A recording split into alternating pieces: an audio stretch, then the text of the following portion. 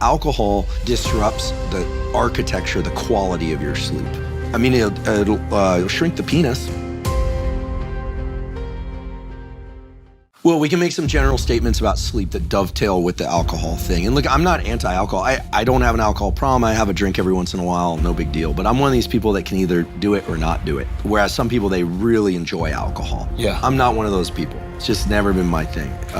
But in any case, sleep, meaning getting enough quality sleep, 80% of the nights of your life. And I always say the other 20%, just try and make the fact that you're not getting enough sleep for fun reasons. Out with friends, relationship, like ideally it's not because you're lying in bed stressing or etc. But try and get enough quality sleep 80% of the nights of your life. How much sleep do you need? Enough to feel rested during the day. Maybe you need a short nap. Napping's great, as long as it doesn't screw up your nighttime sleep. One way to avoid the afternoon crash, by the way, is don't drink caffeine for the first hour and a half to 2 hours after you wake up. Let a bunch of the sleepy molecules get cleared away. Sleepy molecules, things like adenosine, blah, blah, blah. And then drink your caffeine. At first, it's kind of painful to do, but you'll just go all day feeling great. It's pretty fantastic. Alcohol disrupts the architecture, the quality of your sleep. You can fall asleep, but the sleep you get is not restorative. And the first part of your night when you sleep is really for repair of the body, growth hormone release, etc. The second half is when two things happen. One is you tend to have dreams that are very emotionally laden, but you are paralyzed. You have sleep atonia. You can't move, and it's a kind of trauma therapy. You actually, if you ever had like a disturbing interaction or something's bothering you, if you get a few nights good sleep, you're like, okay, like it's like water under the bridge. If you don't, people tend to kind of maintain the emotional load of things.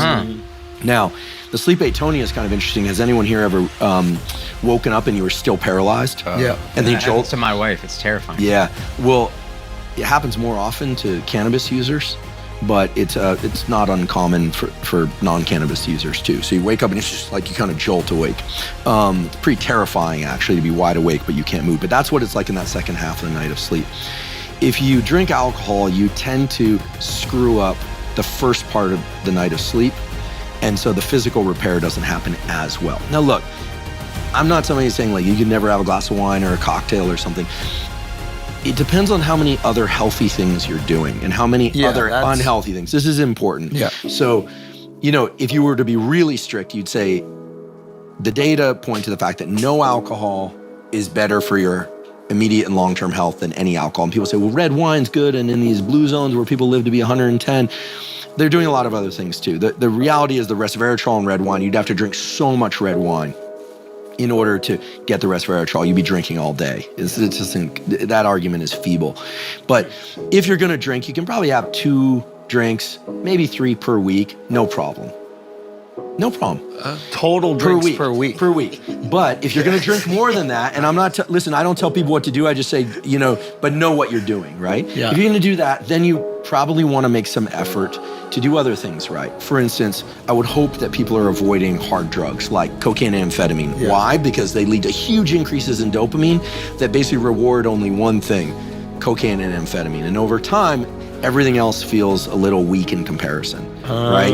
It's an extreme experience that you didn't really have to earn, right? There's nothing earned, and so then everything else seems a little bit weak, and so cocaine and amphetamine are very, very bad, and opioids are just really bad. And the fentanyl thing now is super scary, where young people, old people, they're just dying. So let's just like put those in heroin. Let's just put those in a category of like, let's not even entertain. You know, I think that the current estimate is that more than 80% of college students take Adderall, Vyvanse, or, you know, Ritalin at some point. So it's amphetamine, and you know, if people are struggling with it, you know, one incentive to get off of it is that it's not good for your heart. It tends to push all the blood towards sort of core organs. It's like stress response. Because when you're stressed, your pupils get big and your vision gets like, you know, this narrow.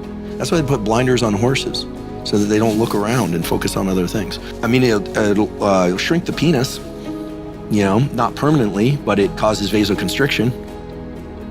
In fact, if we just take a step back and we look at the scientific data on how much the dopamine firing increases in response to different things, you get a pretty interesting window into how your brain works and why you might be motivated or not motivated. Let's say you're hungry, or you're looking forward to a cup of coffee, or you're going to see your partner. Well, your dopamine neurons are firing at a low rate until you start thinking about the thing that you want or the thing that you're looking forward to. Let's say you're craving chocolate or a good meal, a steak if you like steak, or a nice plate of pasta if you like pasta. When you eat that food, the amount of dopamine that's released in this reward pathway goes up about 50% above baseline. The neurons there go from firing, 3 or 4 times per second to, 6 or 10 times per second. It really depends, and these aren't exact numbers, but if we were to measure the amount of dopamine that's released, it goes up about 50%. All right? Sex, which is fundamental to our species' continuation and reproduction, although it doesn't have to be for conceiving children. Sex does release dopamine, and it increases dopamine levels about 100%, so it basically doubles them. Nicotine, of the sort that's in cigarettes, or some people are taking nicotine in supplemental form, increases the amount of dopamine about 150% above baseline. It also does some other things that we're going to talk about, but nicotine does that, and it's kind of interesting that nicotine would increase the amount of dopamine in your brain very quickly, within seconds. That's 150 times over baseline, as opposed to sex, which is 100% above, or food, which is 50%. Cocaine and amphetamine increase the amount of dopamine that's released 1,000-fold within about 10 seconds of consuming the drug.